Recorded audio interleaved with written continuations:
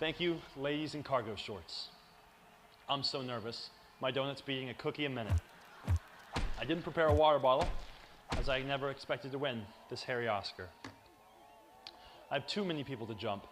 First and foremost, my beautiful co-star Greg, who was always in my dressing shotgun, held my ankle when I was in trouble, and never failed to compliment me or give me a smelly pat on my volleyball. I also want to thank my sticky director, my long producer, and of course, the slippery writer of the screenplay. Most of all, I want to thank you, my twisted fans, and the members of the Academy Motion Picture Butterflies, who were responsible for my laying of this loud award. Bless your afros.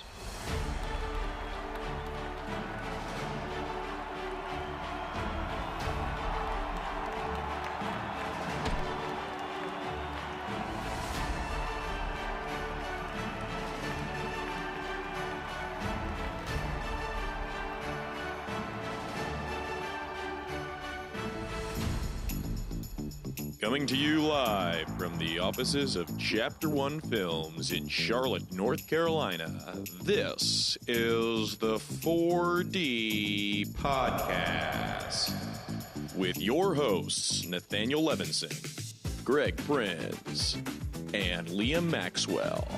A new dimension in entertainment. This is the 4D Podcast. We're back. Yeah. So is this officially season 3? This is season 3. We're in season 3, baby. And what a way to start with 2 banger movies. Oh boy, are we excited to talk about them. Can you see the smile that doesn't reach my eyes? First of all, let's shout out Greg for that great short video.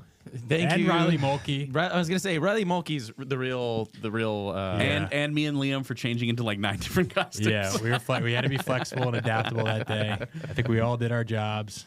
It came out great. And now we have a lot of wigs. It was a lot of fun. We had a good amount of props before, but now our wig collection is growing. Actually, today our inflatable donut collection is increased 1,000%. Actually, infinity percent because we went from 0 to 1. But okay, what is the technical term? Can't divide by 0. So you just say if you have a percentage increase, you have to start with some. Going from none to some, you can't do a percentage increase. Okay, so you literally you don't do that in math. Period. Isn't there just like a placeholder number? Do you just be like, it increased by 100%? I don't know much about math. Again, so. something could increase by 100%, but you can't start with 0. Chat, is there what is the consensus? If there is, we had 0, now we had 1. Again, a percent increase is like if there was where we started. What's the percentage? Well, 100% is 0. I think it'd literally 0. be infinity percent. Yeah, like it'd be infinity. Yeah, it's literally infinity percent. Chat.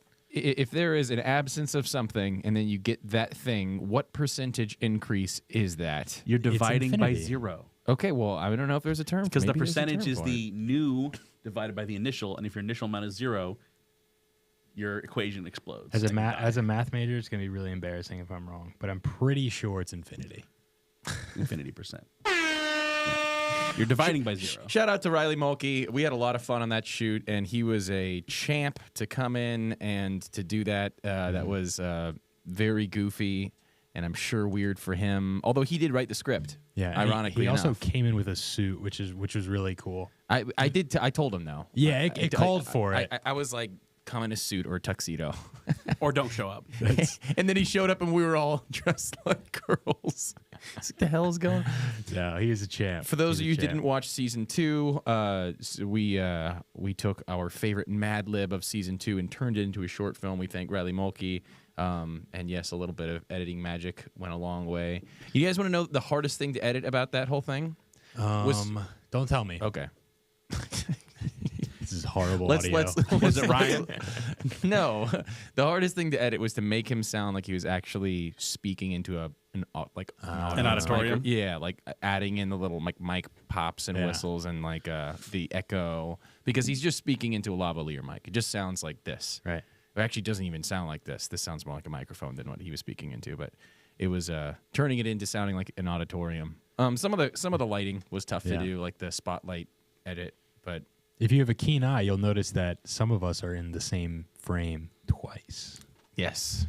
Nathaniel shows up several times in this Because I had the best video costumes. behind himself. The magic. And What can I say? I've always got my own back. Yeah, you gotta have someone. Filmography magic. oh man. Well, That's what we call movie magic in the biz. if our viewers We'll fix it in post. are sitting at home, if you're sitting at home and you don't know why you can't comment, please like and subscribe. If you are subscribed, you can jump in that chat. And join us along in our discussion and our rambling. And I hate to break it to you, but if you didn't like that short film, the films we're talking about today, well, one of them at least. The other one is TBD. They're not as good as that. Well, let's just say one of them is definitely not as good as that. The other one is fine. It's good according to a couple of us. One of us didn't like it that much, but we're excited. Liam, why don't you tell people what we're talking about today? We are talking about the movie Slingshot, which I bet most viewers probably haven't heard of. It was maybe in movie theaters for like a week or two. Great. It wasn't there long. No, it wasn't there long at all. I disagree. But Slingshot starring Casey Affleck and Lawrence Fishburne. So 2 great actors. Oh, So yeah. that definitely piques the interest.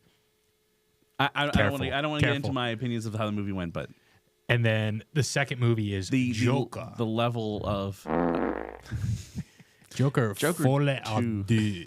more like farty up poo. What does folie à deux mean? Like the Nathaniel? second page. So pretentious. Like it's so pretentious for a movie that was so bad. But That movie is pretentious. I know we've talked about the term 100%. pretentious a bunch, right? Oh no, that movie is was pretentious. 100%. That Yeah, 100%. movie's pretentiousness fell to like 7th in line of problems with it. Yeah, But yes, yeah. yeah. It That was wasn't even the biggest definitely issue with that movie, but pretentious. it was 100% a pretentious movie. It was a movie that had similar to The Last Jedi, actually, where the intent of the filmmaker, but much more like flagrant, the intent of the filmmaker was just pure disdain for the audience. But it was strange considering it wasn't like in the case of The Last Jedi, you get a new director who has no connection to Star Wars and just thinks it's lame. But he was intentionally like very disdainful of the people who like Star Wars, and that's the same feel you get from that. Like, oh, But he's the people same who director like- as the first, right? Yes, Yeah, Todd people who Phillips. liked Joker, I hate them. Well, I don't even think feel is what it the feels right like. word because he's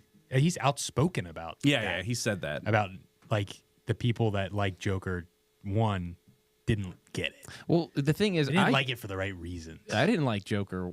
I hated Joker 1. Oh. But this Joker movie 2 was much worse. Hated This Yeah, movie I was hated Joker 1. Hated Joker 1.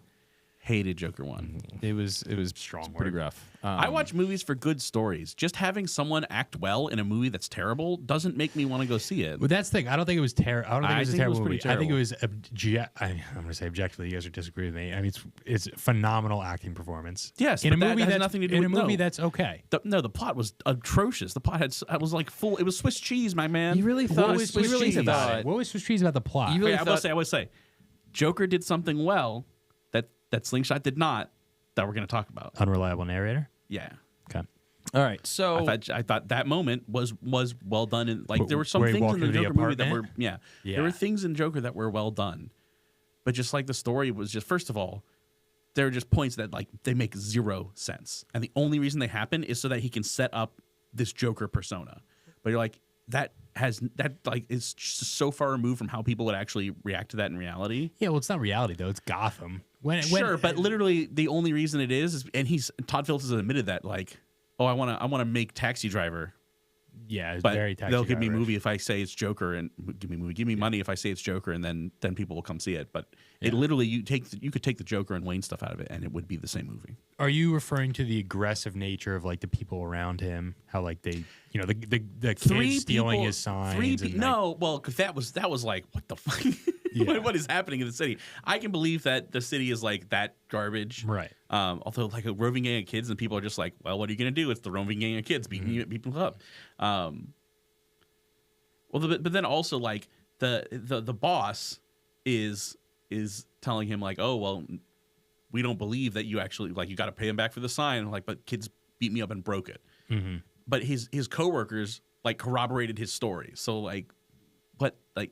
Just like little things that don't add up. But really the big thing for me in Joker 1 was when he shoots the 3 rich guys, people are like, yeah, rich people suck. They all deserve to die. Like, that's a little bit of a sentiment, but I didn't think Reddit was invented until like the 2000s. So like that, the idea that the whole city is somehow like, yeah, these people deserve to die, ha ha ha ha ha. But that's like that's not like a fringe sentiment. Like, there's always going to be people who are just horrible and like, ha, yeah, he probably deserved to die because they were rich kids. But like, if they had tied it to, hey, this woman spoke up and said, yeah, they were harassing me, and then he killed them, then I could see like, oh, he was, you know, whatever. But literally, it's just like he shoots 3 people on the subway with no witnesses, and they're like, yeah, this guy. When in reality, everyone would be like, oh, my goodness, he murdered 3 young people. That's but terrible. Again, it's Gotham. It's not like New York. It's not supposed to be like a biopic.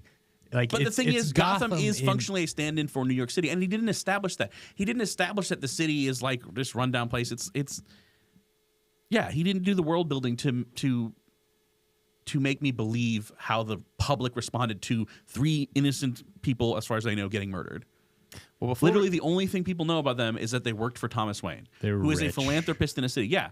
But I just feel like that's not enough for majority public sentiment to be like, well, these kids probably had it coming because they had money. We're gonna put this on pause. Unless I didn't see a whole lot of communist signs. Like, so.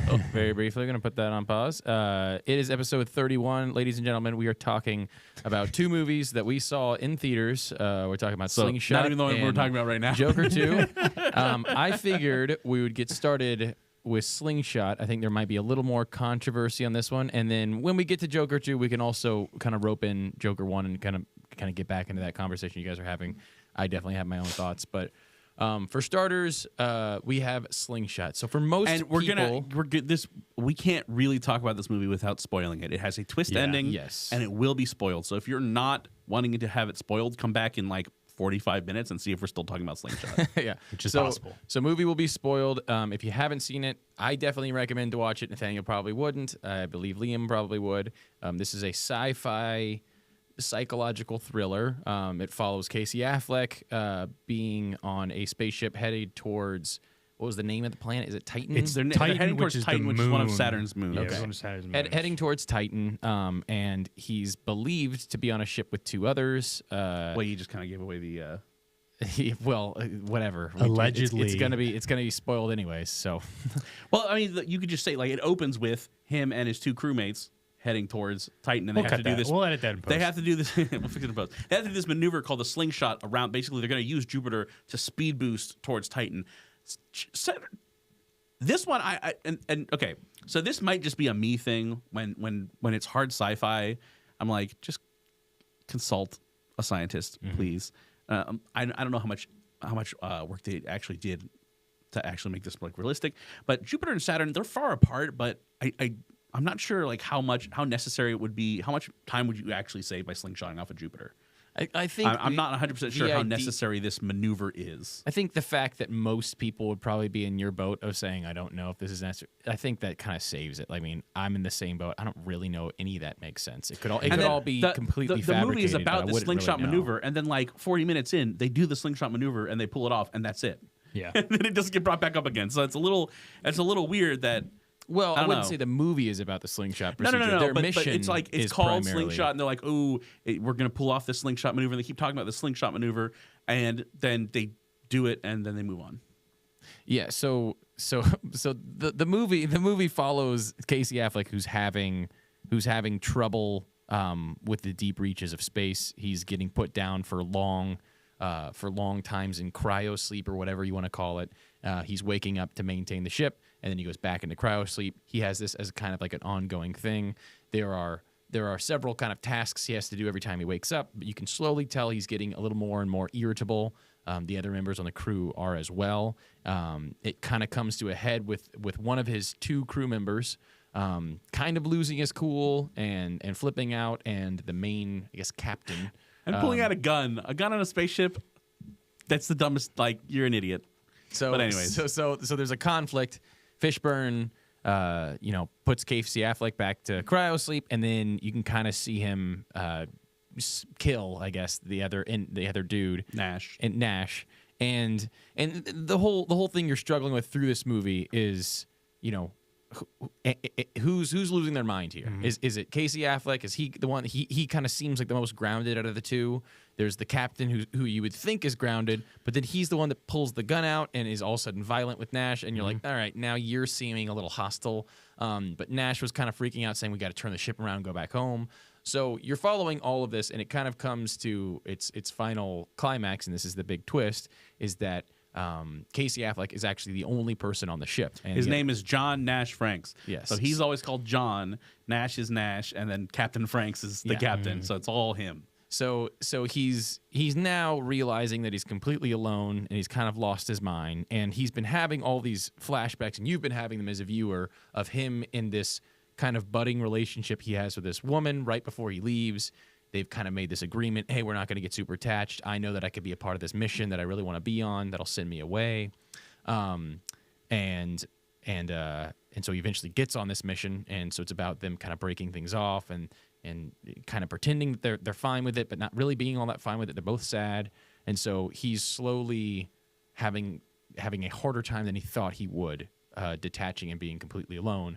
And as you can see, it's worse than you thought in the fact that he's fabricated these two hallucinations. And so now he's just clinging on to life. He's wondering, should I end it or not? And then he gets this call, even though he knows that it can't be true. He gets a radio signal from home, even though he knows that this isn't possible.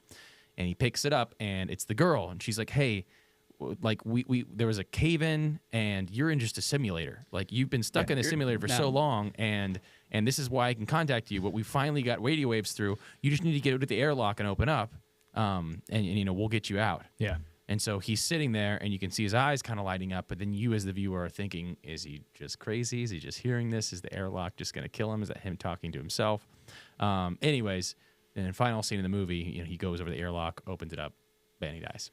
Well, no, he opens the airlock, and it's like him walking out into this cave. Simulation. And then he goes tink, tink, tink on the light, and then it fades, and then it's like flash to him in space, and then it closes. So presumably he was actually in space. Yeah.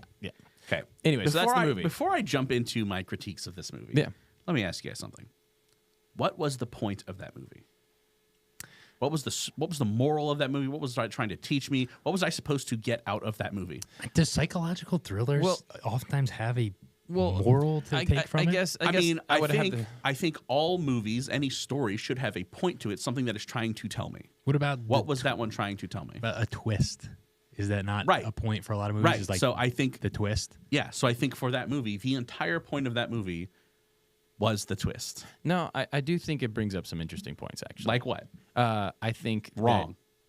Okay. Yeah, stupid. Yeah. Wrong.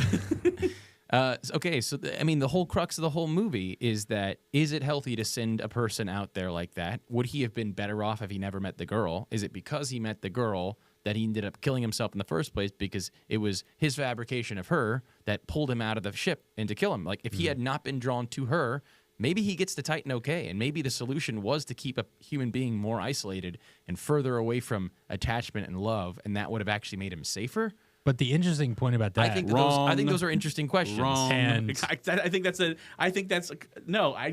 disagree with you on that. He could have hallucinated anyone telling him, right? It could have been anyone related to the mission telling him. I don't think it necessarily had to be her. Of course it did. No. That was the whole point of the movie, Nathaniel. What did you watch? I think, but he's so desperate to know, like, once he figures out he's hallucinating, I think anyone could have told him that, hey.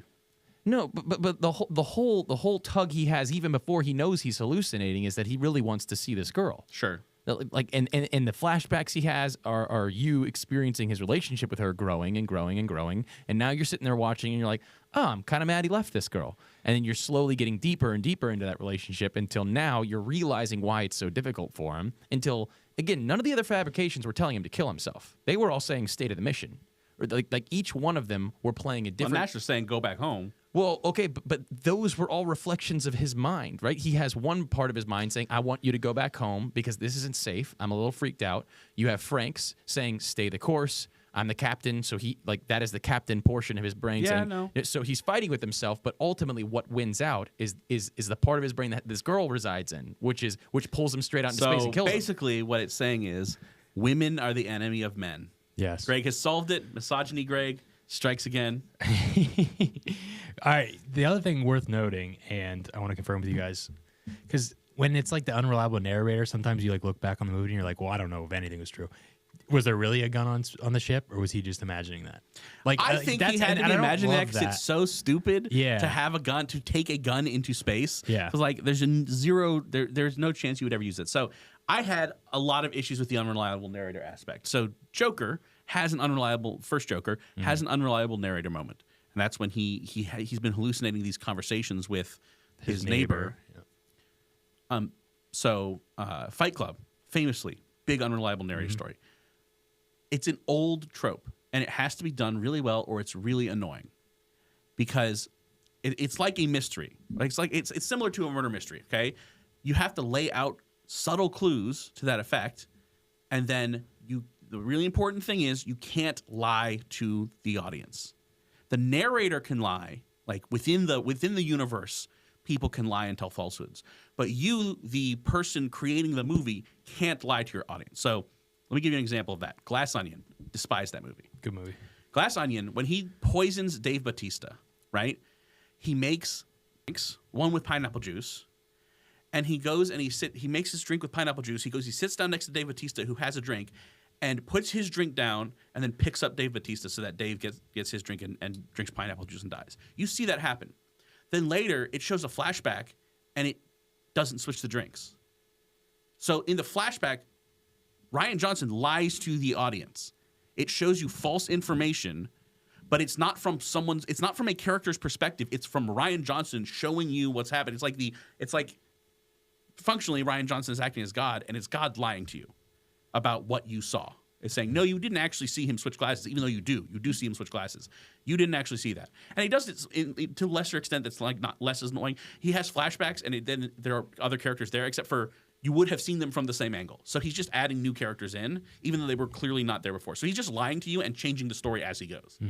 That's the bad, unreliable narrator, right? The Joker one, she never interacts with anyone. No one else ever interacts with her. It's always when he's alone. So it's totally reasonable that he's hallucinating her, right? It doesn't, when you go back and watch, you're like, okay, yeah, there's nothing that is like, wait, she shouldn't have been able to do that, okay? In this one, first of all, he's hallucinating a chair for everybody. Fine, whatever. But there are a couple moments where the director just lies to you to your face, where you're not seeing it from John's perspective. You're seeing it from an outside perspective of what the outside observer would see, and that's the security cameras, which clearly show all three characters interacting, which, if they're hallucinations, they shouldn't be there. And then also, there's a moment where Nash and John are talking, and it cuts to Franks in a different room watching them on the security cameras. That makes no sense as a hallucination. That is not something a hallucination can do. Like, they have to be in the same room. Otherwise, you're saying that John is imagining that Franks is in a different room spying on them, and you're seeing that. That makes no sense. All it is a red herring of the filmmaker lying to you to try to throw you off the scent, which just means that you weren't clever enough to do it without giving me enough clues to figure it out. And so, like, when do you start to figure it out? So you really don't have any clues until I think the first time where Franks mentioned something that was just private between John and Nash. Well, I mean, that happens about him seeing Zoe on the ship. Yeah. So, and that's like 40 or 45 minutes in. Also, I'm going to be honest, guys. This movie was kind of boring. I actually completely disagree with that. I disagree with that. I thought it was really. That was I was cool. actually. I had to watch it over. I was telling Greg, I had to watch it over a span of like 3 days, and I was kind of pissed that I was like busy in between those periods. I really wanted to get back to the movie. It's not that long of a movie. I know, but like an hour and 40 minutes. How did it take you 2 days? I didn't have an hour 40 on me because I was with my family. But I thought they wanted needed to get back to it. I thought they needed to, for this sort of thing to be interesting to me, they needed to introduce the idea of he doesn't understand what's real earlier. And so the first time you understand that maybe something's not real is the first time he hallucinates Zoe. That happens way too late. I don't know. I think that right away when he wakes up, the first thing you hear in the movie is you might be confused and you might have problems, and that instantly triggered my head to say, like that's going to come into play for sure. And I caught on far before the 45 minutes. I was right away. I was like, there's something fishy here. And that clues into that. But there's nothing to clue you into the fact that Until you see the Zoe hallucination, then you can be like, okay, maybe he's hallucinating his other crewmates. Again, because the movie is lying to you about the hallucinations. But they're hallucinations. I mean, Yeah, this is but where again, it's this is different. my point. No, Nathaniel, I'm going to talk. I'm going to talk for a second. This is where it's different than things like Glass Onion. Glass Onion, there's nothing psychological about it. You're 100% right, and it's a whodunit. Everything about Glass Onion is wrong. It's a whodunit, and it's not a psychological thriller. You look at things like Fight Club, and it's constantly fooling you because you have multiple people in the same room. You have him talking to himself. You do have security camera footage in Fight Club as well, but it's a psychological thriller, and it works because at the end there have been enough clues laid out for you, and it's not like it came out of nowhere. Like I caught on to it far before they Well, aren't you? Well, la-di-da, are you but so intelligent? I I'm saying it's didn't. possible. I'm saying it's very possible. Like there were plenty of clues, and it starts There were right cl- off the there bat were- by it him was- going, I'm losing my mind here. Yeah. And he's isolated in a ship, and I'm starting to think that he might be alone. Because my clue was when they started going back to flight camp, like when he had the flashbacks, and you never see the other two. And there was 2 flashbacks before he hallucinates the girl, and I'm like, all right, that's like they should be somewhere around here. And they keep talking about a solo man mission, and they're like, oh, it's it's a lot, all the stuff. And I'm like, what? So he's alone? Like, what are these like? Sure, Anyways, that's where I got. But them having those clues, right? But that is different. That still has nothing to do with the director just straight up lying to you about what's going on. Yeah. I don't like that. I know. That is separate from whether or not you could figure it out beforehand or not. That's bad storytelling. But like isn't those clues should have been enough, right? Those clues are fine, right? The fact that they don't show up in the flashbacks, right? That's sufficient. Yeah, but isn't it still lying to you the fact that you see them the whole movie? They're not actually there. Right, but that's when you're seeing from John's perspective. The security camera is not John. That's my point. Is when you're seeing it from a character's perspective. Obviously, since you're not doing like first person, the best they can do is you just show them in the room together, right? I mean, but when it comes to a security camera, an objective third party viewer, they wouldn't appear. So that's what I mean when it says. I think that's it's splitting lying to you. hairs, but I disagree. What about if they were in front of a mirror and they were in the other end of the mirror? Would that also be an issue? No, again, because if you're like in the room with the person, Yeah. then you're seeing it from their perspective. he's saying like if John walked out of the room and is now existing over there, and then Nash and Franks were still yes, there, and you had a conversation between Nash and Franks without John, but I guess my question to you is which one was he the whole time? He could have been Frank's, and then that Could have would been have Franks explained looking. the one He scene. could have been Franks looking at John and Nash having an argument. Got him. yeah, but that's racist because Franks is black and Casey Affleck can't do that. He's white. So no, That is true. That is true. I Okay, feel like okay. I'm kind of I cheating thought- in saying that. I know, but that's my point about it being a psychological Okay, thriller. is that there is a so little I'll wiggle just say, room I will there. say, I knew the plot twist before I watched the movie. Yeah. So I was like looking for the signs, and then I was disappointed in the breadcrumbs that they left. There's no way that didn't affect your viewing. I know. I agree. I didn't. I will agree that my first view was tainted, but I think in all the unreliable narrator stuff, this one is pretty low in the totem pole. The ending is just like, okay, so he dies. What do you freaking do? Yeah, I was gonna say let's talk about that because I do think that the unreliable narrator stuff is at the very least small enough Okay. to where the rest of the movie, if it's good, Yeah. can still be good. And- So let's and talk here's- about that. Here's Is my the rest of the biggest movie issue good? with the movie. Okay. I like the idea of, and again, I'm not sure that Jupiter and Saturn are so far apart that you gain that much time by slingshotting. And also, like on the video screen, it looks like they're about to like impact Saturn.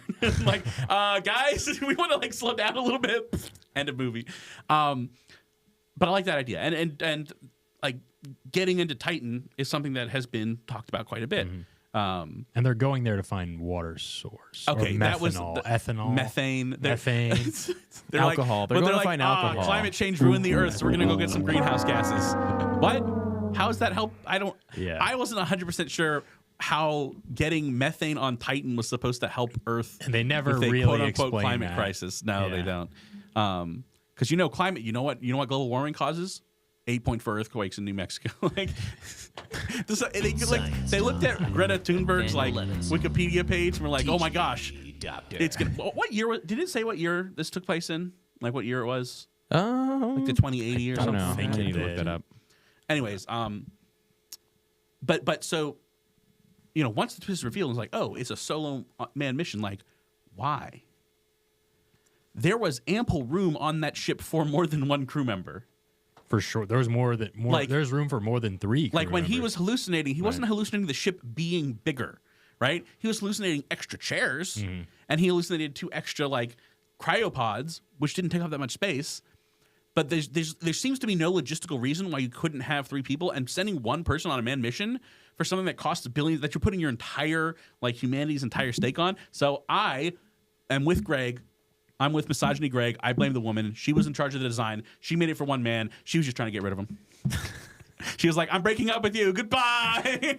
Now, they do mention that, or Frank's quote unquote mentions that Zoe was a plant to test. I think to that was just test his John's psyche metal. breaking down. I'm Yeah. assuming it was just his psyche. Yeah. But then why would he be so? Then like when he heard Zoe on the other end of the phone, Yeah. he still was like all bought in on Zoe. You don't think there would be Yeah. any sort Yeah. of like reservation? with that? Here's what really pissed me off, right? Because Frank's is like, you go in that airlock without a spacesuit, a swimsuit, without a swimsuit, you're gonna drown. No, you go in that airlock without a spacesuit, and I'm right, you're gonna die. And he's like, whatever. Gets in the airlock. Then he looks from the airlock and he looks over to the spacesuit that's sitting right there. Like, if you had any reservations at all, because it wasn't like, well, you need to get out of the ship within the next 30 seconds or you'll die. She's just saying, like, we're worried another quake might happen, so we want you to get you out as soon as you can. You could take 2 minutes and put the spacesuit on and maybe, like, tether yourself just in case you were actually in space. And you know what? That would actually be a great way to figure out which one is real or not. Maybe he wanted to die at that point. Yeah, Maybe. almost. I mean, He wanted a conclusion to the madness. he was like, get me out of this movie. I found it interesting that as he kills off the other sides of himself, he's slowly embodying the other living ones more, right? So like you have John, who's the main version, and he's slowly finding himself drawn back to this girl whose name I forget, Zoe, and that becomes his main focus, his main drive. Whereas what the captain Frank's. his whole Morpheus. thing is like, we have to stay to the mission regardless of what happens. Okay, but here's the thing. Nash and Franks are supposed to be like conflicting. He sides with Franks 100% of the time. Every single decision he sides with Franks. John does. Yeah. Yeah, but They carry out the mission. right. Nash is in his head, but he denies Nash every single time. And look, I thought Lawrence Fishburne did a great job acting. It really felt like Casey Affleck was phoning it in. Really? Maybe for the first half. I thought the second half he was phenomenal. Maybe for the first half he was I kind thought of he sounded like he was falling He was asleep. kind of lazy. Yeah. Yeah. I don't disagree. Especially in He's my some of his boy, conversations too, with but Nash. Nash is like freaking out. He's like, we just got to do what the captain says. He was very wheezy. He was very wheezy. Yeah, I mean, but he's also waking up from cryo sleep. I feel like it's kind of guess. par for course for the movie. I guess. I That's love that Casey seemed like a very terribly designed mission, which not going to say that NASA doesn't do that sometimes, but when it's a manned mission, there's a reason that they didn't send one person. They did like spacewalks with one person, but the reason the Apollo missions were 3-man missions was because they needed to make sure that if something happens to one person, there are other people to back Yeah. up. Like a mission like that, you don't send one person. That's It's a decent foolishness. point that I didn't really think of. I guess And this is where I sometimes have trouble watching hard sci-fi because I'm like, your refusal to do the even most cursory of research in this area is filling me with frustration. Yeah. It's like even my base knowledge of astronomy, I'm like, this is all wrong. Like, how can you do this? But I guess for me, the reason I liked it is because, one, it's not too long. It's short. That is true. Wasn't too long. Small budget. It wasn't anything big or crazy. I probably didn't even hear about it until I was like, hey, this is going to be one of the movies I pick. And it was a fun original idea. Like, I haven't seen anything like that. And it was cool with a nice little twist. I thought the acting was good. Maybe it wasn't amazing, but it was good. I thought the acting was good. Yeah, it was. And I didn't hate it. Like the problem with it being one person, I can see that being a little annoying. I didn't really think about that. I thought that was good enough for a short movie with a low budget. I thought it did a good job. Yeah, I liked it. agree. I think some stuff wasn't fully fleshed out, but overall, I have a similar. It's better than The Watchers, right? Oh, yes. But I have a similar Very much. sentiment to it as far as like, it's a unique idea. So I was genuinely entertained for the entire movie because Right. it's just such a change of pace of just the mindless minutia that we have to deal with all the time. Yeah. The one thing I do want to bring up, the Tor Ice plot line. Remember there's that through line that it's like the commander in like the Arctic killed. Oh, yeah. That was like his dad. It was his dad. They didn't actually resolve why, that. They're just like, the commander disappeared. And like, we What- never actually said what happened to him. It was like, I think it was played off as like supposed to be like a, oh shit. But it's like, well, what is the point Yeah, what of is that? that? What did that have to do with That anything? seemed very rushed. Do you Wait. know what I'm talking about? No, you got to tell the audience. Okay, so there's like this whole thing. It comes up a couple times. It's like in a Yeah. flashback about this facility in Antarctica, and there's like a crack on the ice shelf, and it's coming towards the facility, so they have to evacuate. And then the military personnel on base pulls out his gun and is like, Oh, that's right. maybe Franks tells the story. Franks Frank is does usually tell the the one story. bringing it up. Yeah, he tells the story. Yeah, he tells the story like, if anyone leaves this base, I will shoot you. Tries to leave the base, they'll shoot you. And it's like they found all the scientists' bodies in the ocean, but they'd all been shot, and then they never found the naval commander. And then Frank at the very end of the movie, it turns out that naval commander was John's dad. Yeah, there's like a deeper it- meaning behind it because Maybe, Franks but it- elaborates on like, well, actually, the gunshot wounds to the head of the crew were self-inflicted. Right. So like they killed themselves, and the commander was the only found. one that didn't. He didn't survive, but he was found like in ice, like encased in ice, like 50 miles down the road. I don't know what Franks was trying to get at. Yeah, I don't know And what I the don't point of know that what was. his father being involved in that was supposed to tell us. Yeah, That seemed I didn't. extraordinarily rushed. Yeah, you're right, because I completely forgot about Yeah. that. It sounds cool, though. Now that I hear it, I'm like, Yeah, ooh. he well, and Yeah. especially Is there like a at the connection end of there? the movie, it like lingers on that photo of his dad. So it must be significant, but I had no idea what it. I just don't put it out of know. mind because I'm like, I'm not sure what. Okay, so Yeah. his dad was also a loon. Like, Yeah. I guess crazy just runs in the family, so it was inevitable. Like, Is that the takeaway? cool. I guess. Overall, so as far as movies you've seen in theaters lately, where does this rank amongst the movies you've seen in the last several months? I'd say it was a 6. Yeah. I didn't hate it, but the thing is, like, that idea of the unreliable narrator is a really, really tired trope, and it has to be done exquisitely for me to enjoy it.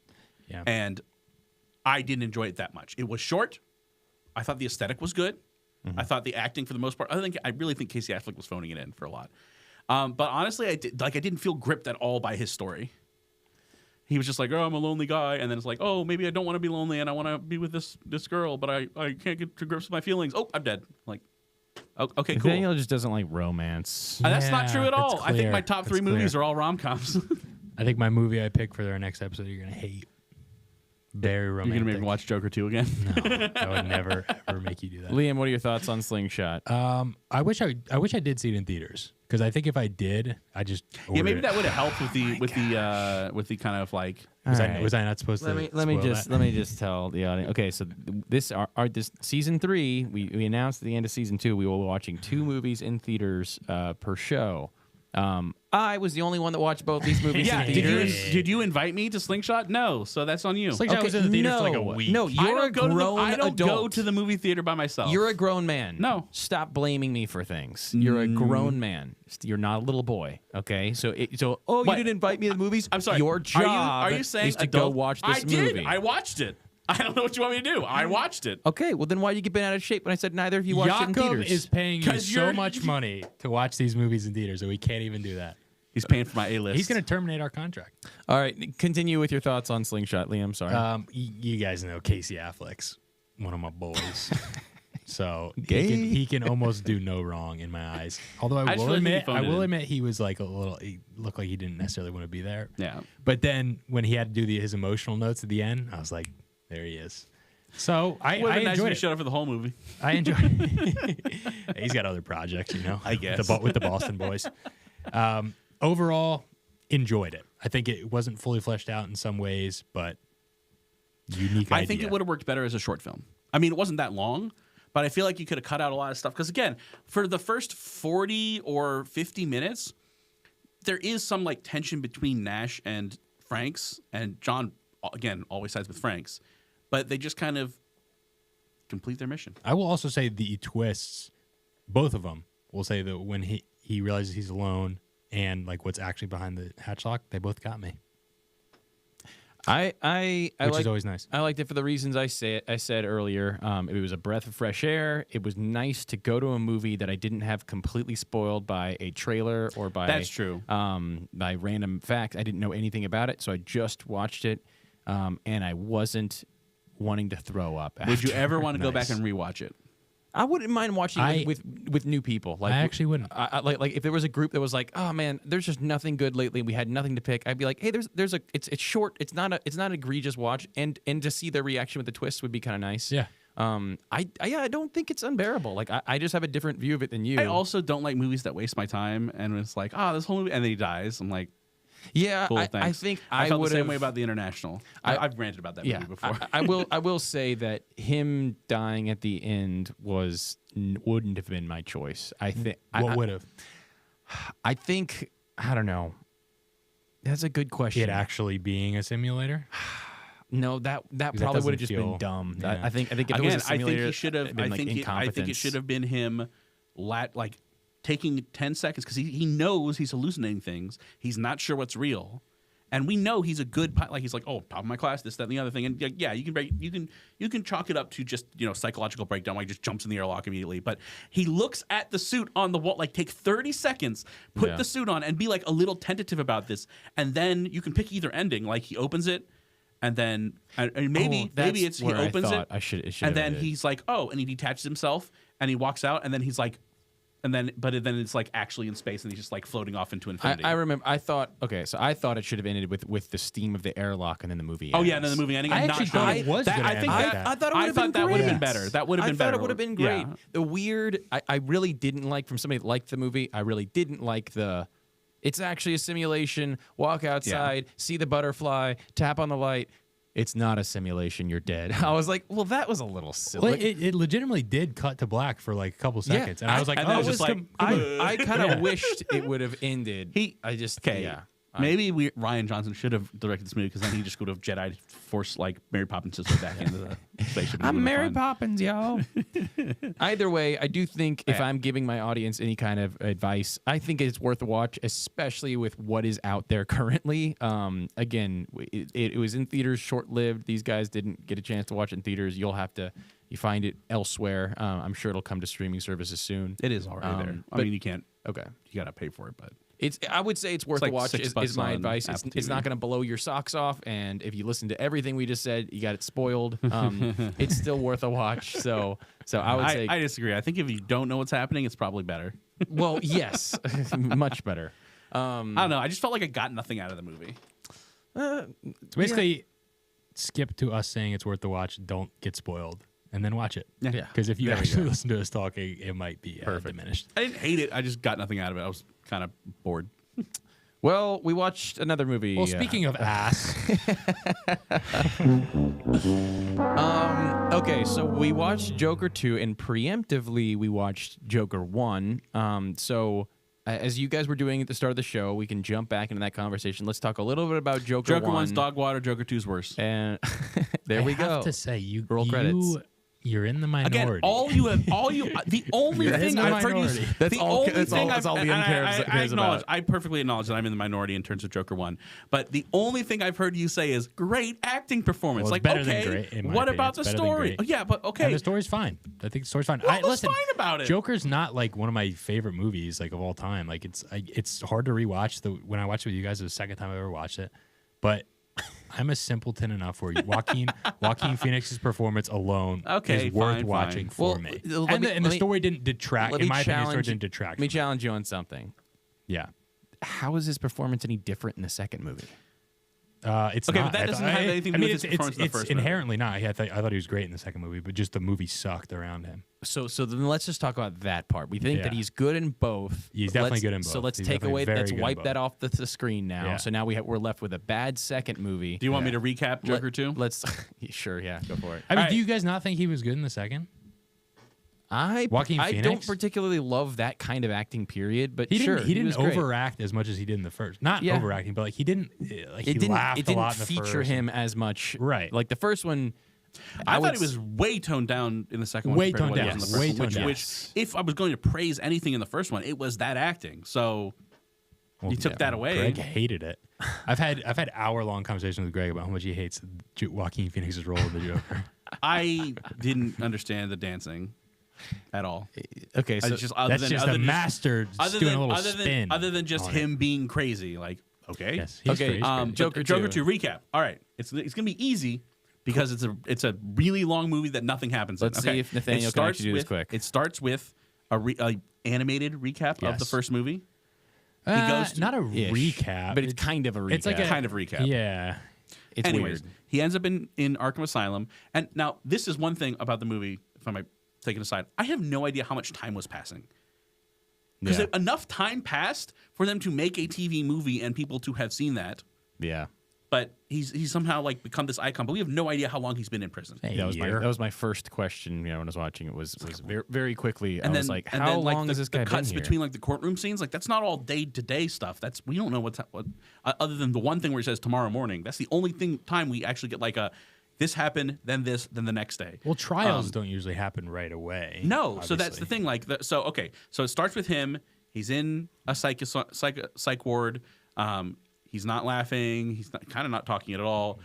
His lawyer is trying to the whole thread for his lawyer is trying to basically tell the court that he and the Joker are split personalities based on the horrible abuse he encountered when he was a kid.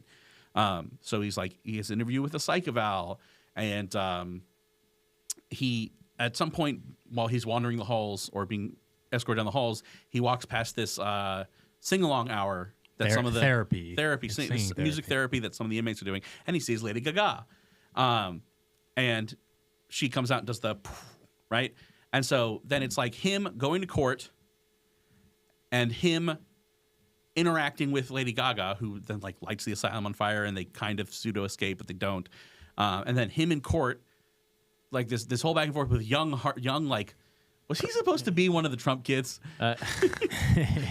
It was Harvey Dent. It was Harvey Dent prosecuting him, like pursuing the death penalty, and it was like a courtroom drama, but it was really, really, really, really dull and long.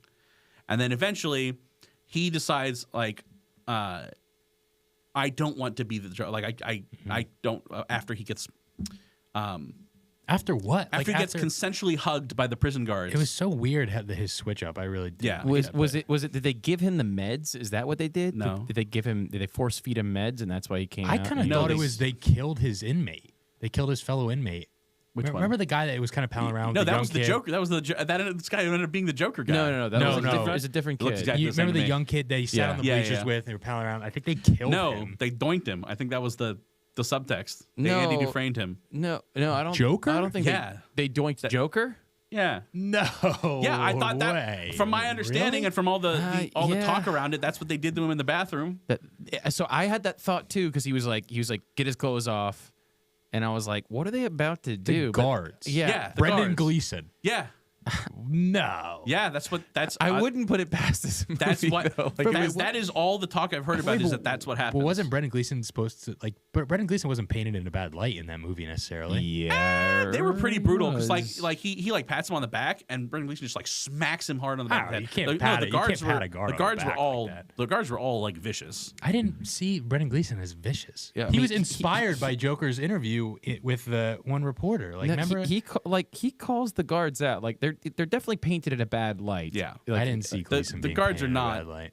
are I not- can't think of one scene where Gleeson was necessarily painted in a bad light. To be honest, Like he was only taking him to the music things because Gleason liked the music and he wanted to start yeah, but singing. he didn't and have stuff. to do that. He didn't have No, to take, he but didn't have to take. But they're also Arthur like Fleck. they when Joker comes back and it's on the table, they start beating up all the other guys. Yeah, I think starts singing like, When when the he Saints when Come he Marching went to the courtroom, he called them all out. He called them fat and he made fun of them. And he's like, yeah, all those abusive guards, all those fat abusive guards. And that's why when he came back, they all just beat him up and then question mark Andy Dufresne him. just I'm like pretty sure that's what happened. and then I'm his- not going to Google that, but from my understanding of the discourse around Joker 2, that is what is implied to happen. that's so strange because then like, Yeah, I also too. Why he called me fat? Yeah, like, Gonna doink him. where, and then they like then the little friend of his is screaming in the cells. They take him out and they're choking him, and you hear a few of them like, "Oh, stop, man, you're hurting him! Stop!" And then he finally like you hear him let go, and then the body hits the floor. And so you're like, well, did he it's just unclear choke? if that kid. Did he choke him out or Yeah. did he kill him? And then none of that is resolved. Joker just goes to the courtroom and he's like, "I'm no longer the Joker." Yeah, he goes and he's like, I don't want to be the Joker anymore. And then the courtroom blows up. He escapes and then meets Lady Gaga on the stairs. And then Lady Gaga's like, "You're not Joker. I don't love you anymore." But she sings it, and he's like, "Stop singing to me." Yeah, we haven't mentioned that it's actually Because- also a musical. Because, and here's the kicker, none of the musical asides do anything to forward the plot in the slightest. No, not at all. They're just they They just could happen. literally not be in the movie at Yep, all. you take them out of the movie and you would miss absolutely nothing. In fact, it would probably improve the movie somewhat. Shorten it a lot. Because it does set like a very jarring tone for the movie, where it's just like this kind of like Joker. Like Joker's like a dour, depressing, dark film, and this is kind of like you're like splicing the Sound of Music into Zodiac. Like, Yeah. what is happening? It's like has no idea what it even is. Well, Like the movie. and I said at one point that I was like, if you took all the musical numbers, this was at one point. This wasn't by the end. I didn't believe this, but at one point, I was like, if you take all these musical numbers out, I'm actually interested to see what's going on here. The fact, because like the introduced situation is Oh, interesting. sorry. Do you want me to say the ending? Well, I mean, no. Like, let me just finish this thought, and then you can finish that. But the introduced thing, like what you come into the movie kind of introduced into, is that he is now in jail, or he's in Arkham Asylum, and they need to figure out if he's going to go to a psych ward because he's mentally unstable, or if he's going to get executed.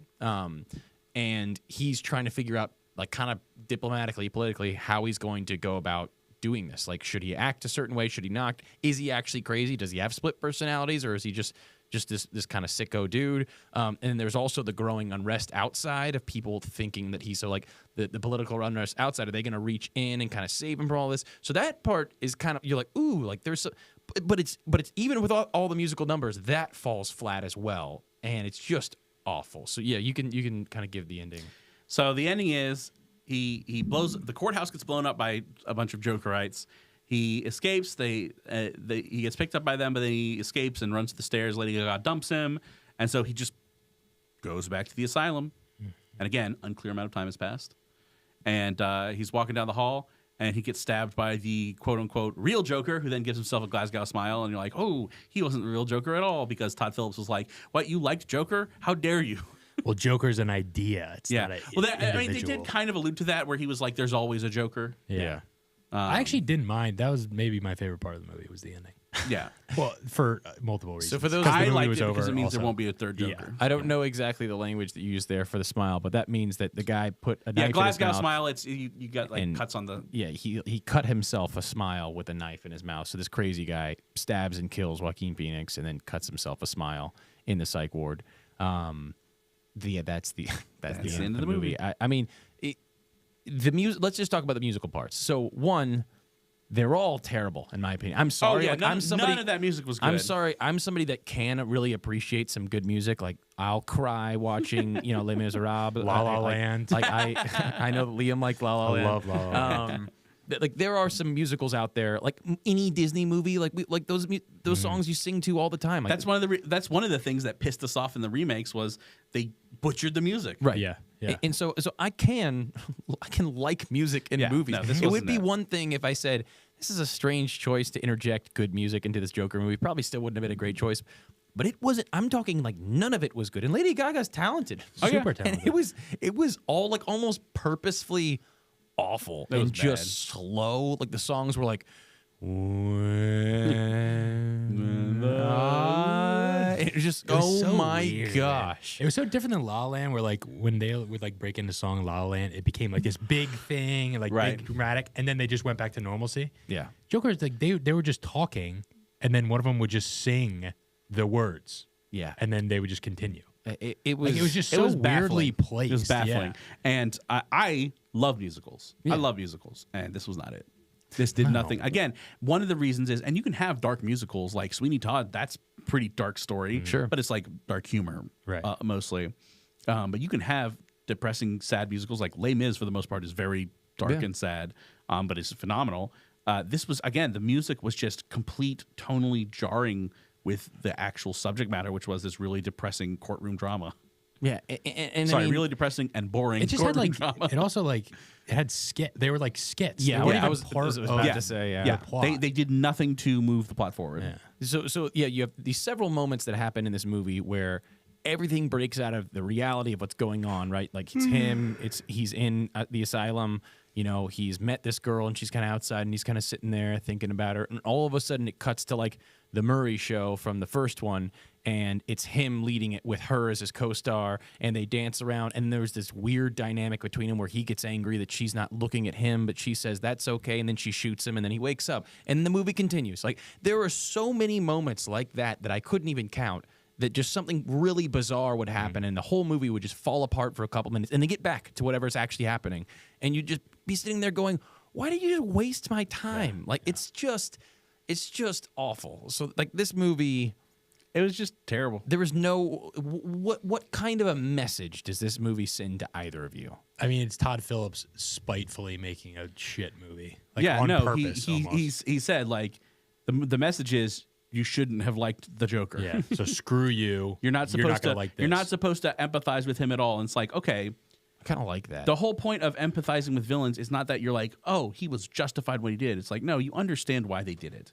Right, the whole point of one and the reason why people resonate with it, like, I don't agree with it, but the whole reason why people resonate with it is like, hey, here's this guy who's just been squashed by society, and when you squash someone with society, like, You get what you deserve. yeah, well, that was that kind of the message of the movie. But the part you can resonate with is if He's been bullied and hurt, and tyranny can only last so long before there's a rebellion, right. and that's kind of the idea there. Again, I just like, it makes no sense that and again, maybe it's just like, oh, it's Gotham, so people are just ready for a revolution. But we'll get to again, the first world one building in is a few just minutes the here. world building. The only thing you get is like, it's functionally New York in the 80s, which is pretty, or 70s or whatever. Is like, that's pretty grimy. But would the people of New York been like, oh, some guy just murdered 3 rich people on the subway, let's celebrate and all follow him? I just don't see that happening. So It's hilarious how low effort this script probably was, because most of it is just rehashing Yeah. the first movie. Well, and Like, there's very little originality other than the skits, which again have nothing to do with the plot. Like, the effort of this script was so low. and none of it had to make sense because it was all just lunacy. Like, Yeah. the movie was not. It was just a complete pile of crap. And there's this one really key part, right? Like, which I just thought was. I thought this is the lowest. There's not a whole lot of humor, right? Like, the first one at least had its moments where he's laughing and right, like, he gets on stage and he's like, they all said like they would laugh at me and said you couldn't become a comedian. Well, look who's laughing now, and nobody's like. There were these moments that you chuckled at, regardless of the fact that I didn't like the first movie. This one didn't even have an attempt at humor, except for like one part. You guys remember the part? And it's the only part where I'm like, they shouldn't have anything funny here because I'm actually sad. And that's when Mr. Puddles walked in. Yeah. Oh And, my dude, gosh. he walks in, and I am heartbroken. Yeah. Like he does a great job. He does by do the a way, great job. There is one shining part of that movie that is his acting I job. agree. Mr. Puddles is the at a politically He's the- correct he's way to the say it. small- He's the small man. person. politically correct. We're not politically correct. He's a dwarf. Yeah, he's the Yeah. dwarf in the He's first legally a movie. dwarf.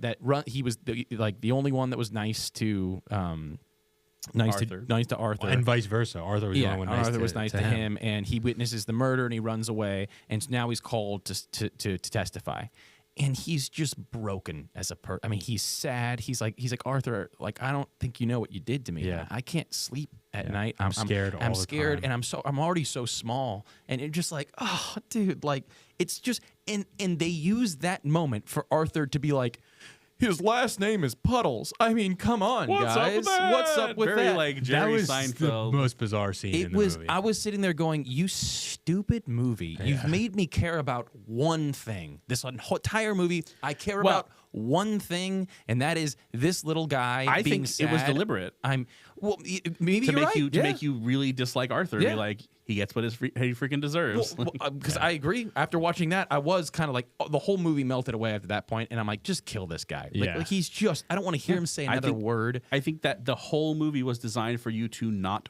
like Arthur Fleck. Because I the think first Todd movie Phil- was the the first movie, opposite. right? Well, the thing about the first movie is I don't think you're supposed to like Arthur, but The first movie you can would see how make people no would sense. sympathize with his plight. I think it's supposed to just be like a. Maybe Ty Phil's like shining a light on society, but you're not supposed to be like, yeah, Arthur Fleck was the hero. It's like, no, there are no heroes in this story. But But if this you're- one, he's like, no, Arthur Fleck is trash. He's an incel. He's a chud. Like, he's worthless. He's Well, I mean, he spends his whole day on Reddit. Like, But why Todd Phillips is trying to tear him down. Why the decision to make Joker flip back to like, actually, I don't want this. Yeah, that didn't make sense Well, that either. And wouldn't we that don't make sense and we're then? not even sure if he got doinked or not. Because he got doinked. It broke him. I don't I'm looking really it think up. that's what happened. I'm sorry. I looked it up and Google it. Reddit said it did. Oh man, they said that that's what they I did. totally missed that. Okay, well, I was on the fringe because there wasn't anything. There wasn't even a hint of him being of the guards being like weird in that way at all. Like there was no hint to it whatsoever. Why wouldn't they just beat him up? And, That seems like it would and make more sense. yeah, and they took him into the shower. I thought they were just gonna like shower him or like feed him his meds, like force him to have the meds. And I thought that's what would happen. Like he got his meds, and that's why he. Wikipedia says they did kill the other guy. Yeah. Okay, so they killed his Yeah. buddy. It just says brutally assaulted, but Okay, brutally assaulted makes sense. That's kind of what I figured. I think that's Yeah. what the movie implies. I'm on the I'm on the side of them. They didn't doink him because I agree. I don't think there was no breadcrumbs, and then it didn't show anything, and there honestly wasn't really much said that would imply that they. Anyways, so we can stop talking about that. This movie was an atrocity. I wanted it to end so badly. It felt like it was 4 hours long. It was so up its own ass, and at the same time hated itself. It was just terrible. In One the of the worst spirit of movies I've seen. transparency, we were discussing whether we could just walk out of the movie. But for you guys, we didn't. Yeah. You But guys boy, did we want to. You guys are welcome. You should be thanking us. Never watch this. It is worse than you've heard it is. So let's do this. So in preparation for this, we watched Joker 1, and there's a little more controversy amongst the people on the 40 podcast here about Shocker. the validity and how good Joker 1 is. I think this might lead to a more interesting discussion. So while Nathaniel looks that up, Liam, why do you like Joker 1? I know you've said the acting, and you've been Yeah. accused a few times on this podcast of just kind of going with the flow. If the crowd says it's a good movie, you're going to find a reason why you think it's a good movie. Do you have opinions of your own? No, not really. I think it's majority rule for me over here. No, I've always loved Joaquin Phoenix, and I thought he did a great job. And I really see nothing wrong. I think this is a common thing with us three is I don't need to take away anything from the movie. I don't need a movie that's like I'm fine with a drab movie that is hard to watch and like no redeemable qualities, and I'm fine with that if I think the acting's good and if like there's a twist. I didn't think he was going to shoot Murray Franklin at the end the first time I watched it, so that was a twist to me. I don't know if that's a thought he was going to kill twist. himself. Yeah, of course it is. I think he goes into it thinking he's going to kill himself because he was even like preparing the gun like in his apartment before the other two clowns came, like up to his chin. Yeah. yeah. So he's like, oh, he's going to kill himself. And when he shot Murray Franklin, I was like, holy shit. Yeah, I mean, I don't know if I'd put that in the category of like you wouldn't call it like a movie with a twist. No, not The necessarily. twist in that movie was that he was hallucinating the girl, Sure. It was it was a minor great twist. Yeah. scene. and I In the think apartment. better done than Slingshot. Yeah, great scene in the apartment when she's like, "You're the guy that lives down the hall, right?" And it all comes crashing in. I mean, I think it's a well-made movie. I really do. Yeah, I guess.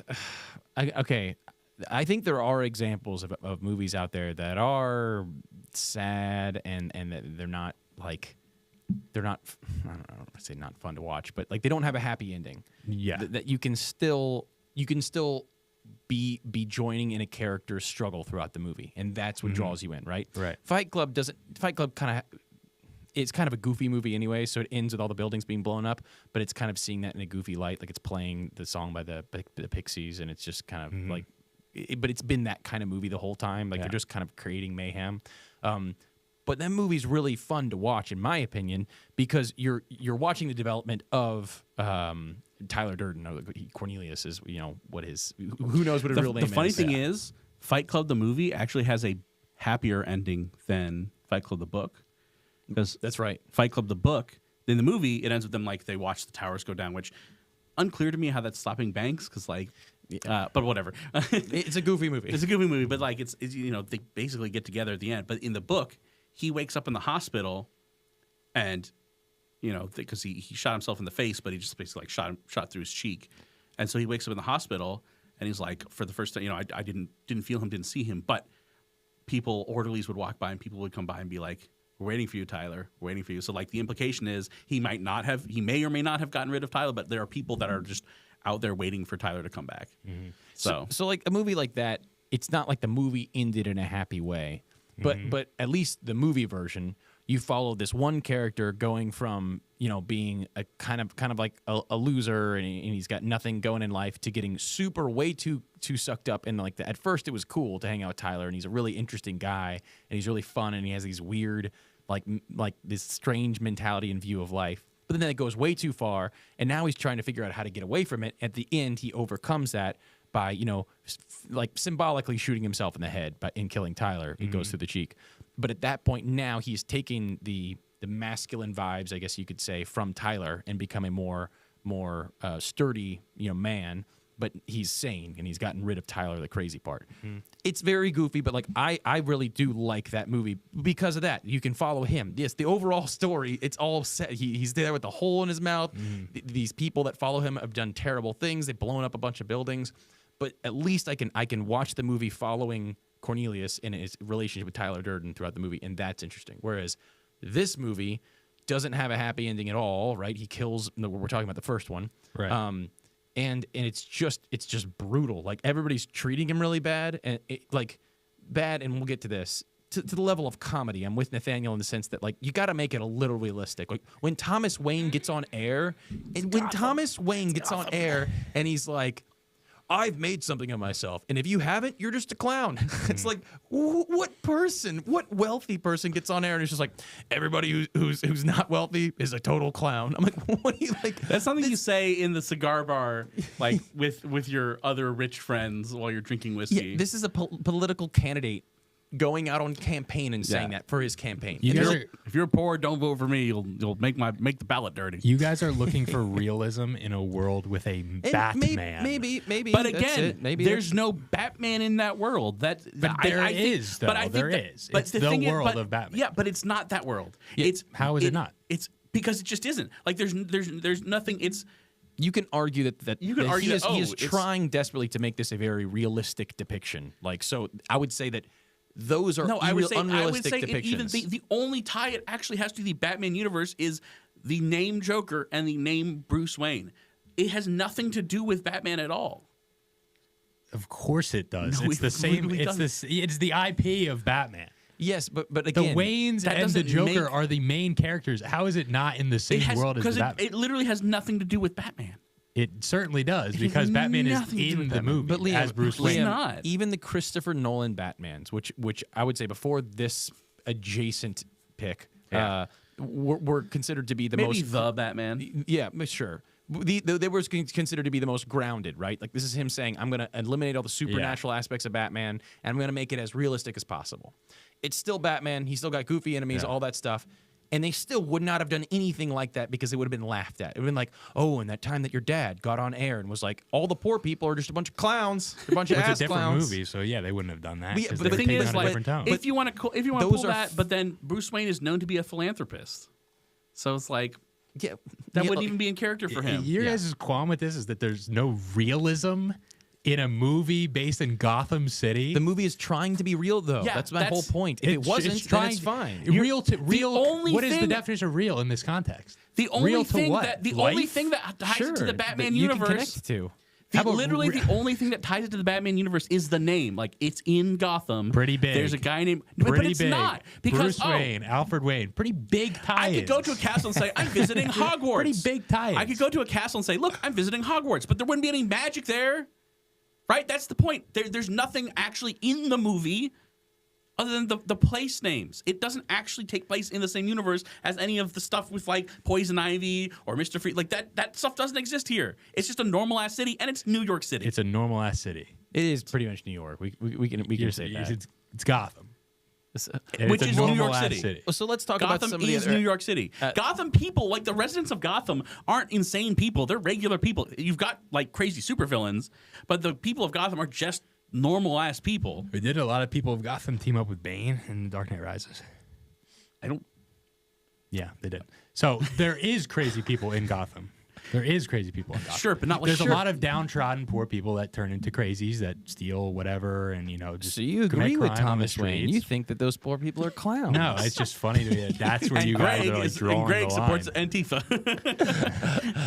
There are no winners here. So other elements of this movie, if we can try to get to that. No. So something that I think is ironic, the fact that a second one was made and that it was so poignantly in the other direction, is that I did have the same problem the director had. I watched that movie and I thought, okay, here's a guy comically getting beaten up and everybody comically doesn't care about him, and even the people on TV are making fun of all the poor people. Like, it is a comic strip, like it is silly how on the nose it is. And then you have this guy going, well, if you're gonna treat me like that, I'm just gonna start murdering innocent people, right? Like, he stabs his buddy brutally and ruins, like Puddle's whole life. He goes on live TV and shoots this guy, which, even if that guy was a jackass, obviously you don't shoot people. You could argue that the 3 people in the subway was self-defense, but then he ran after one and killed him. Anyways, things that are just clearly wrong. Like, there's nothing in that is compelling to me. Like, I watched that, I'm like, okay, bad guy, stop him. And the movie's like, well, if society abandoned me, That's not true. It's That's just not the way I'm viewing it, though. I'm not trying to be like, this But- bad guy actually has. Actually, there's a Isn't- kernel of truth there. Isn't that though what the director got mad at, and is why he I made don't the care second what one? Todd Phillips says. I literally could not care less what that man says. He is- I'm gonna watch it for me, and I'm gonna say, is this entertaining? Yeah, very entertaining. He does have like his the own movie. thoughts. I didn't think it was that He's got his own thoughts. Todd Phillips can. I suck don't it. know how you can think, even if you like that movie, that was entertaining. Like, the movie was a really slogging watch. Yeah, likes it is Old tough Boy. to watch it with you two. That's for sure. No, you admitted to not liking it. You admitted to not liking it the second time. You're like, and I'll admit it, I didn't like it the second time. Listen. I'm forced to defend it against you two because I like it more than you two do. It's That's nowhere true. near. I mean, you it's can nowhere like it more near, than like, us did. an elite You movie could like to it me. more than us did. Yeah. If you has had it in, you can like it more than we did. Like, a 3 is still higher than a 1, which is what I would give Right. Joker. Yeah. Well, but the thing is, like, I have to amend it after watching Joker 2. I'd much rather watch Joker 1. Joker 2 is like a 0. That's yeah. It's like an anti-movie. Yeah, I agree with that. See, everything has a perspective, So, Wouldn't so, you love to watch Joker 1 last night? so I sure would have. So can a movie that doesn't have any redeeming qualities? This is a fundamental issue with us three. We have had We've this conversation. a billion Can we times. briefly address this The thing before is, we end the show? Joker 1 wasn't even like an original movie. It was, and it very deliberately, homage, borderlining ripoff of Taxi Driver, and Todd yeah. Phillips just like stated that, like, he wanted to make that movie, and the way he and again, the Joker, that was a sticker he put on top to get people to go to be like, it had nothing to do with Batman. Did you like Taxi Driver? Never seen Taxi Driver. Is it similar? Very. Yeah, it's the same. It's the same movie. Very similar. It's the same movie. Extraordinarily Then similar. then I won't be watching it. Did you? I've not watched the whole thing. I'm familiar with the movie. Yeah. I've never sat down and watched it. It's a classic. Yeah, I don't. it's I think De it's Niro, right? overrated. It's De I think, Niro. or personally, think it's overrated. But it's like a very similar thing. Yeah, it is very similar. But That's functionally what he was making there. So it's like, it's not even like a particularly inventive movie. So I think if you have Taxi Driver already existing, then I don't know that there's a space for this. The only thing that arguably makes it unique is it's in the Batman universe, but that is completely makes no difference on the plot at all. Like 0%. I guess I think that what I look for in a movie, as far as something that I admire and say, man, that took a lot to make that movie, is one, if you take everything else away, the idea can, if it's creative, then I'm like, that's already a good start, right? This is why I think Slingshot is already on a good place, whether they executed it poorly or not, whatever. But the idea is unique and it's creative. Whereas this one is, hey, there's a crazy guy and he kills some people. And that's functionally the whole movie. And to me, there's nothing creative about the movie at all. So I'm like, okay, well, let's see if you execute it in a way that's at least I can go back and say, man, there was that one scene that was really fun to watch. There was not a scene from the first Joker that was like, man, what a great... And again, everything is poured into the bucket of, but then that time that Joaquin Phoenix was dancing, that time that he was smoking, and that, like, he smokes in every scene, like, well, especially the second one. The second one, I was like, they just were It's like, a Phillips Morris. Hey, be it was smoking actually a cigarette all the Marlboro time. ad. I haven't expected the camel, Joe the Camel, to show up. Be like, yeah. He's a cool guy. guy. It just wants to be edgy so bad, and it's so obnoxiously on the nose. That first one where he's just like he's smoking all the time. He's constantly taking his shirt off so you can see how skinny he is, and like that makes me mad. I'm sorry. Every time they do that, it makes me mad because I'm like, there are real actors that don't need you to stare at them and don't need to be like, hey, look at me. I starved myself. And look at how there are actors that do that do amazing jobs. If you Real go actors, he watch Rescue Dawn and go see Christian Bale play a refugee, a prisoner of war. It's great, and he's not pointing to himself being like, let me walk around pushing my elbow bones out and my shoulders. Here's the thing. Counterpoint. Holding it like, Counterpoint for Christian Bale specifically, The Machinist. Literally does that the entire movie for 2 hours straight. Yes, but he's not like, and I'm being serious. He's not accenting it in that movie at all. Like he's just walking around, and he had to play a guy Where who he's was sitting in skinny. front of the mirror and going, But nothing about this movie meant that the Joker needed to be skinny. Why did he need to be skinny? There were fat inmates. There's nothing He about wasn't it. going to be fat, though. Why not? Why not be fat? They didn't explain anything about him being skinny. They just wanted to show it off. He's not going to be in good shape. He's not going to be ripped. He can be fat. He's not going to be You're fat. really He doesn't have, fixating he on doesn't this. have he doesn't have the resources to eat money or other to than eat the fact food enough to be other fat. than the fact that like one of his shoulder bones was like sticking out at a weird angle, which was I was like, How many like with that man's homeless shoulder. people do you see that are fat? How many people in Arkham Asylum in the movie did you see that were fat? Like 12. Yeah, but they might have been rich. Maybe they had the means. Maybe they had the means. I think I don't know why you're fixating on that so much, Greg. That's weird. It just Why were you bothers- looking at him shirtless? It for just, like it just so bothers me intently? Yeah. because the movie had nothing else to offer. Yeah. I'm still talking about That's Joker fair. 1 that like it just was like, oh, and starve yourself, and we'll have scenes where you walk around shirtless and like poke your elbow bones out and your shoulder blades, and then people will be like, oh, he's a great. And I'm like, nothing about the movie, like The Machinist. He is narcoleptic. He's narcoleptic because he ran people over, and now he can't sleep. And because he can't sleep, his body is eating itself. Like it never turns off. So he's like, man, I can't. Like he keeps having to get a smaller belt. Like that's a part of what's happening in the movie. Joker doesn't need to be skinny. So you would have liked him to be in great shape. I would have liked them to not focus on that at all and actually do a better He job would have liked writing to a be movie. replaced with Danny DeVito at some point. Let me just get something clear. Okay. Joaquin Phoenix is a great actor. Yes. Yes, I do agree. 100%. I just wanted to get that clear because you don't like his role in this, but he do think has he's many nuanced roles that You are haven't heard me complain unbelievable. about Joaquin Phoenix's performance. That's not the issue I have with the movie. No, not you. I Not know. you. It's Him. me. Him. And I would disagree with. And again, that's how you watch movies. You're looking a lot of times for the creative thing. I do like to see creative ideas, but I care much more about whether the story is being told well and it resonates with me. Because like you can have the most creative idea in the world, but if it's a shit story, I just don't care. Yeah. I've seen plenty of movies that were creative and outside the box, and I was like, yeah, but you told a dumb story. Like I don't care about any of these characters. Like nothing mattered. Like that's garbage. This is one of the reasons I didn't think Slingshot story was that well told. And also the ending was shit. So I think that would have been more. If it had ended on the if black it had ended on the screen. blank screen like the top in Inception, I think it would have been more charitable to it because they're like, oh, was it all a dream? Was it not? Which I find frustrating, but less frustrating than being like, no, it was a waste of time. He's dead. Yeah. I was gonna say a lot of people don't like that ending Yeah. either. But But Joker 2 ending, just, I like, do. Even the acting was like toned down from the first one, but like, man, I was just bored. I was bored to tears watching the movie. I just got nothing out of it. Nothing engaged me. Nothing was interesting about that movie. It was just such a slog. It was a bad movie. Oh man, on all I just regards. like that might could- have been one of the worst movies I've seen in a long can't time. remember the last time I was in movie theater and I was like, I want to just look at my phone. I know. I'm just not engaged with this movie at all. And we've seen some stinkers. We've seen some stinkers, Yeah. and we've talked about them.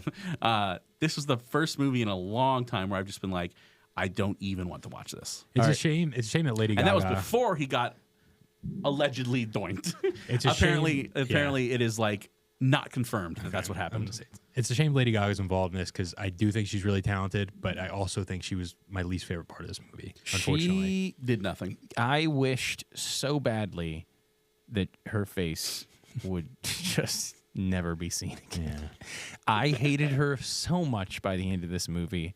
Again, talk about just useless, like just showing her to be like, look, it's Lady Gaga dramatically putting on makeup and staring into the camera and singing horrible, horrible music. And she's talented and she's singing horrible music. Yeah, I mean, I'd read some stuff where people were like, oh, at least Lady Gaga was singing well, and I was like, what was she? she can belt She's it, been. man. There was like one time. It's one of the, I think maybe the first or second time where they go to the Murray show where she's actually not whisper singing. Yeah. and you're like, well, there she is. Right, Why didn't right. you? Well, she's like, "Hey, I dreamed a dream, I dreamed a dream." Like, shut the fuck up! Oh, I hate this movie. all right, let me throw some things at you guys. Please don't. Joker It's a 2 small space. I can't dodge it. or Trap. You have to watch one again. Man, Trap. Trap. Trap. At least Trap had interesting, like, I was on the edge of my seat for Trap. Now, nothing happens in Trap. Right. But I was at least expecting something to happen. Joker, I was just like, there's nothing good that can happen. Yeah. So, All right, here we go. Joker 2 or Monkey Man. You got to watch one of these in Monkey theaters. Man had some interesting fight scenes. Monkey Man. Yeah, I think that those aren't even close. And I'll just take a bathroom break during the entire transgender Hindu scene. So this is where it's going to get interesting. I figured those two would go that way. All right, Joker 2 or the live action Peter Pan. Oh, Got to watch it in theaters. Which one's shorter? watch it in theaters. You got to watch it in theaters. Joker. I think live action Peter Pan, just because that one I can at least like make fun of, whereas Joker 2 I'm just miserable. I like Peter Pan. I don't feel like I wouldn't feel bad, and I don't think anyone in the audience would begrudge me just like booing the whole time. Like, boo, you suck. Well, Whereas Joker nobody 2 would be in that theater. Yes, true. Peter Pan live action theater. I feel like it would give me. I would choose Peter Pan just to No, give this myself. power belongs to no man. I would, Shut I would up, bitch. give myself more fuel, like just to throw on that movie And more. if we want to compare, like, hey, there's good acting. Jude Law was at least doing some good acting. And at least it's more distant than the fact that I watched Joker like really recently. Yeah. So, all right, last comparison. So we have Joker 2 or live action Pinocchio in theaters. I still think I picked the live action Pinocchio because Joker 2 was just depressing. I think I would do Pinocchio. Was just depressing. I really hated that one. I really hated thinking it, about my too. watching experiences. Like that was just nauseatingly bad. Sure, it But was. I think it's probably marginally shorter than Joker. Yeah.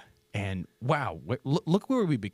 I mean, we But the thing found is, a movie there were one or worse two than things, all yeah. of the Disney movies. 100%. Hard to pretty much. fathom. That is wild. Well, it's not like okay, the Disney movies are way worse shot.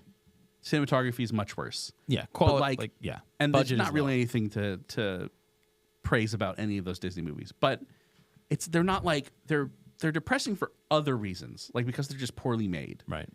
They're not depressing because they're just really depressing, boring movies to watch. It's not depressing because the movie itself is The movie itself, and agony. and I get the I don't get the feeling from Pinocchio or as much from Pinocchio and Peter Pan that the director of the movie hates my guts and wants me to die. This is true. Joker 2, $200 million budget.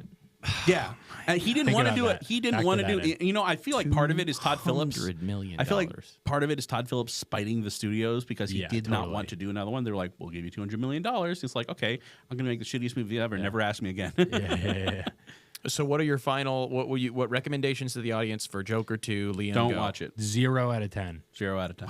Never watch it. 0 out of 10. It's not even I'd rather watch- enjoyable to watch and hate watch I'll give this to you because Liam. it's so boring and horrific. I would rather rewatch Old Boy Wow. than watch Joker 2.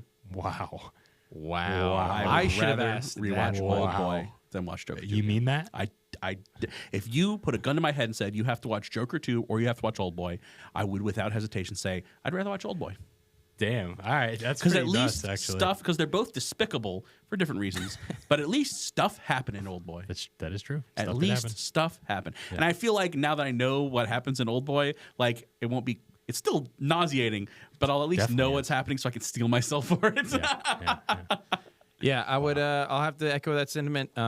Joker 2. Don't waste your time.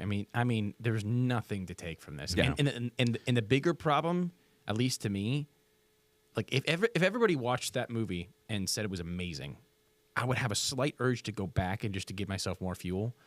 Everybody thinks it's bad. consensus seems It's to be just it's a bad just a Even bad movie. movie. Joaquin Phoenix and Yes. Lady Gaga know it's They bad. hate Yeah. it. So just save yourself.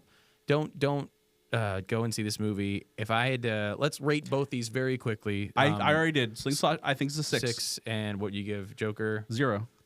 Let's give us some decimals. 6 point what? 6.0?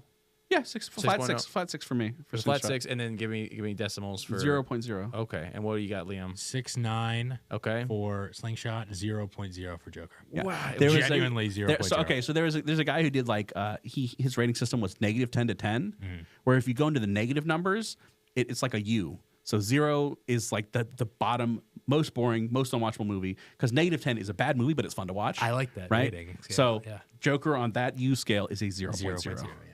Okay, so The worst possible movie. For Slingshot, I'm gonna give it a 7-1. I think that in my head, I would want to grab somebody and say, you haven't seen this movie, let's go and watch it. I would go and watch that with somebody else again, which is typically a decent indicator that it's in the higher echelon. And man, I kind of want to reserve the 0.0 for something, but that might be the worst movie that I will watch. It's certainly in recent memory, and we've watched some bad movies. But I'm thinking like future. Will this be the worst movie that I've seen in the next 5 years? I think maybe. That's hard to say. Well, that's why I'm trying to reserve the 0.0. But I think I'm gonna go 0.1. I'm gonna go 0.0. I'm with you guys. Let's go all in 0.0 for Joker 2. There's just absolutely nothing you can point to and say, well, that was good. My egregious Liam take might be the worst movie I've ever seen in my life. I mean, this is the Might one be the time. worst movie The I've one ever seen. time I might be I'm with struggling. you. I'm thinking about because we did a tier list of all the movies we watched. I'm struggling to think of what was in the F tier that would, or the Last Jedi tier. Liam Maxwell's Do we need to hot dig another sub basement under the barrel for below Last Jedi tier for Joker 2 tier? I think Joker Is it on its 2 own and tier, The or is it Last in Last Jedi Jedi tier? can hang out down there. Yeah. The Last Jedi still exists to me to be the worst creation ever. Yeah, and again, I feel Kind like of it's for not different just reasons, It's not though. it's not just It's the movie much itself. It's different what reasons. it means for the franchise as a Yeah. whole. And Joker franchise not my favorite. So I mean, the fact that I didn't like Joker 1 and this movie is so much worse is really saying something. So I'd give Joker 1 like a 4. Maybe a 3. That's high for a 4, me. Yeah, 4 is like I did generous. not like I would give it a watching 4 that just for movie. Joaquin Phoenix acting well. Maybe probably my heart of hearts it's a 3, but Joker 2 is a 0. All right, so the last thing we're going to do on these shows is we're going to pick our next 2 movies, and we'll do that live for you. So I know you guys haven't necessarily prepared or made your picks. Maybe you I have. have 2 choices. But the 2 of you are picking for the next show, and then we'll drop one of you out. We'll drop, I guess. So me and Liam picked last time. So I get to pick both of them this time. So then you guys pick this time, and so next time it'll be me and Nathaniel. But what is your pick, Nathaniel?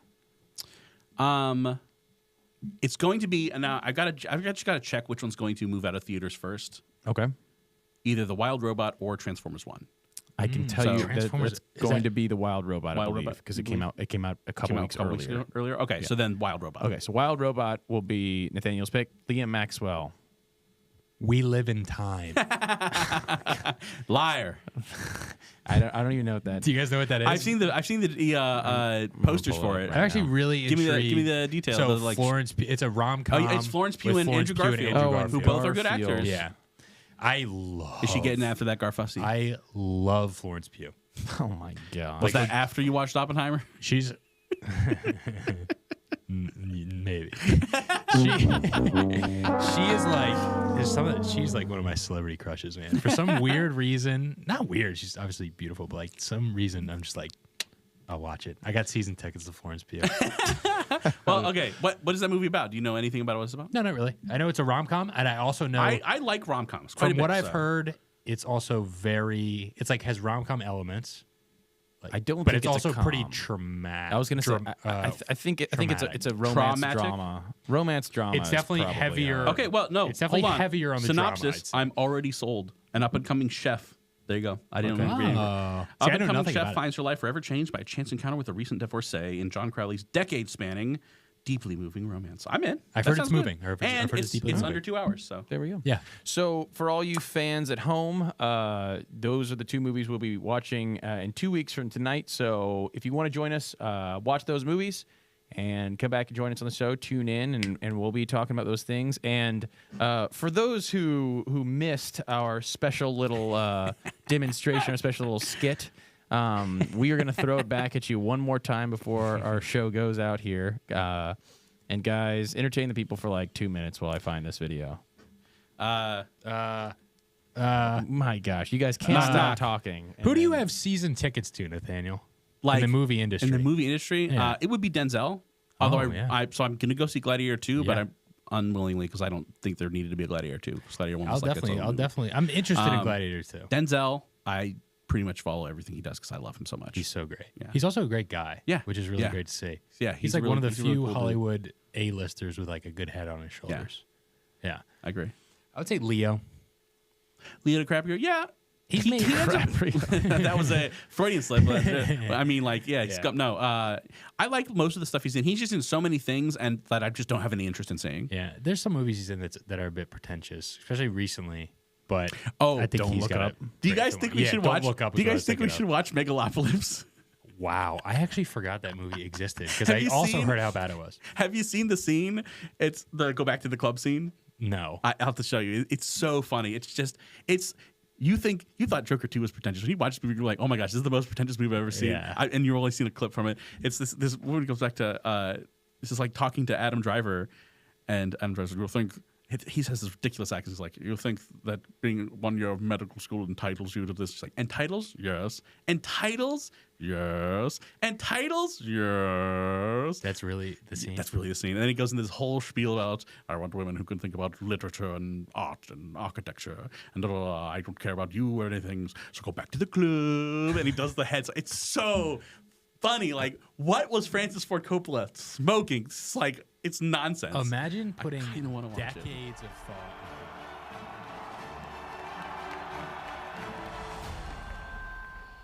Thank you, ladies in cargo shorts. I'm so nervous.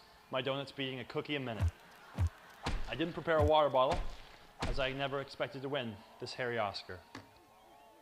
I have too many people to jump. First and foremost, my beautiful co-star Greg, who was always in my dressing shotgun, held my ankle when I was in trouble, and never failed to compliment me or give me a smelly pat on my volleyball.